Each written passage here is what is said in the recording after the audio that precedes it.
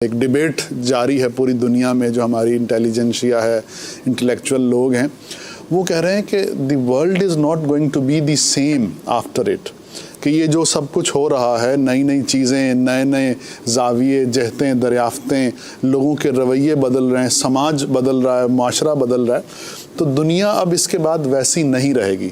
تو میرا جو سوال ہے وہ یہ ہے کہ کیا آپ بھی یہی فرماتے ہیں؟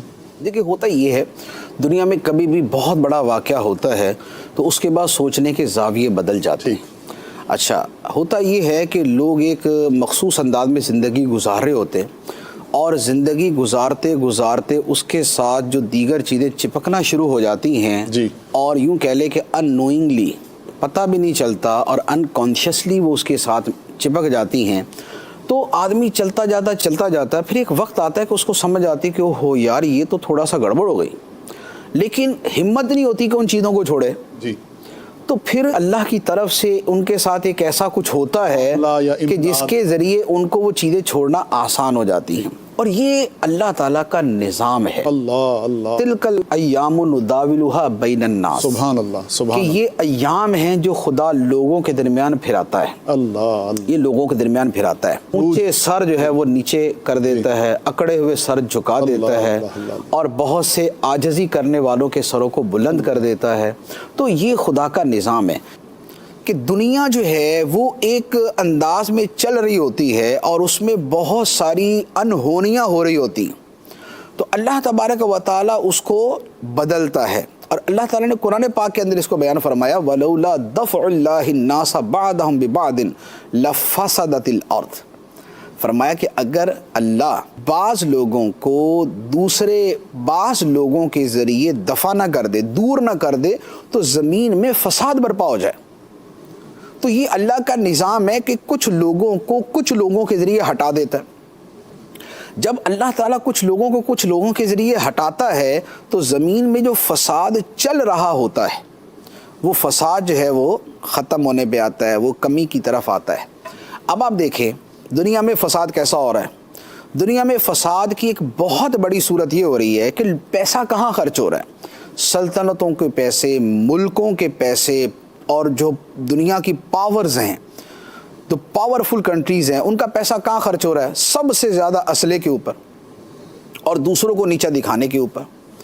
اب اسلحے پر اور دوسروں کو نیچے دکھانے پر اور دوسروں سے مقابلہ بازی پہ پیسہ خرچ ہو رہا ہے، تو اب سب اسی میں لگے ہوئے تھے، لیکن اللہ تعالیٰ نے یہ جو کورونا کی صورت میں ایک انقلاب جو ہے نا لوگوں کے سامنے کیا، نتیجہ کیا ہوا کہ اب سب کو اسلحہ بھول گیا۔ اب سب کو یاد آیا کہ یار یہ جو ہم خام خواہ چاند پہ چڑھنے میں مقابلے کیے جا رہے ہیں اور مریخ پہ پہنچنے میں مقابلے کیے جا رہے ہیں، کھربوں ڈالر اسلحہ بیچنے، بنانے اور خریدنے پر لگاتے ہیں۔ کھربوں ڈالر جو ہم فلکیات اور ان چیزوں پہ لگا دیتے ہیں، اس سے زیادہ ضروری یہ تھا، وہ تو بہت ساری جگہوں پہ ہے ہی غلط، لیکن اس سے زیادہ ضروری، اگر کسی جگہ وہ ضروری بھی تھا تو اس سے زیادہ ضروری یہ تھا کہ یار یہ پیسہ کاش کے انسانوں کی بھلائی پہ لگایا ہوتا، کاش کے لوگوں کی صحت پہ لگایا ہوتا، کاش کے لوگوں کی خیر خواہی پہ لگایا ہوتا، کاش کہ ان کی بھوک ختم کرنے پہ لگایا ہوتا۔ تو اب یہ اللہ تعالیٰ کی طرف سے ایک ایسی تبدیلی ان کے سامنے آئی کہ جس سے دنیا بدلے گی۔ تو یہ جو دنیا کا بدلنا ہوتا ہے، یہ ہر بڑے واقعے کے بعد بدلتی ہے۔ 9/11 کے بعد مشہور ہے کہ جناب دنیا بدل گئی۔